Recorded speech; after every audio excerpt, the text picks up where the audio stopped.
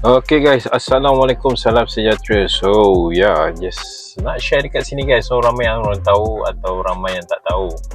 Okay, so Hot Wheels ni apa benda? So Hot Wheels ni actually dia ada harga. Ada harga. Orang lain semua melabur dekat saham atau ASB. Aku rasa aku perlu laburkan duit aku dekat Hot Wheels. So Hot Wheels ni ada harga actually. Nampak je macam ni. Modalkan RM10.90 ni dah kadang 89 RM8.90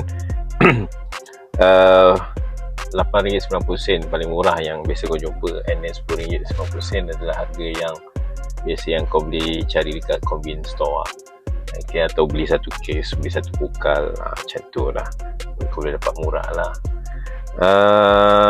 Maybe kau beli satu real car macam ni, dia could be subjective lah. Bila kau peram lama-lama,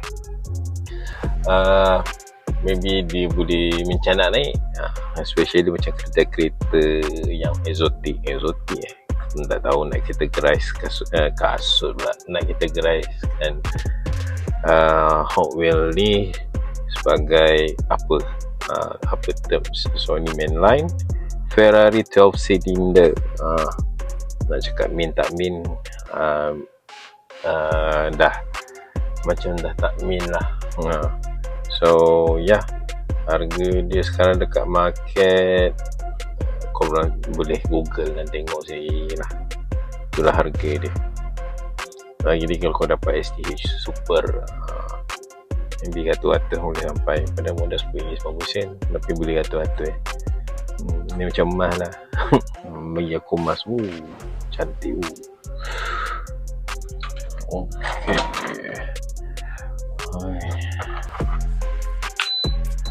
Alright. So sini ada banyak lagi koleksi yang ada. Letak kat sini lah. Okay.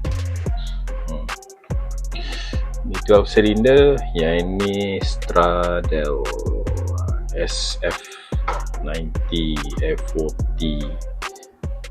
F40 2 colorway. Ni lah Ferrari yang klasik sikit macam ni lah. Yang ini 385 GT Competition. Mantap bosku. Okay, so new workstation just in case kalau ada buyer beli ni protector card.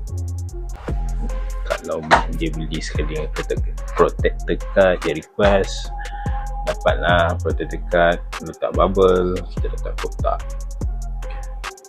we build. Lepas tu siap packing, kita hantar. Okay, so yang ada rare tu maybe boleh share sikit apa collection yang korang ada.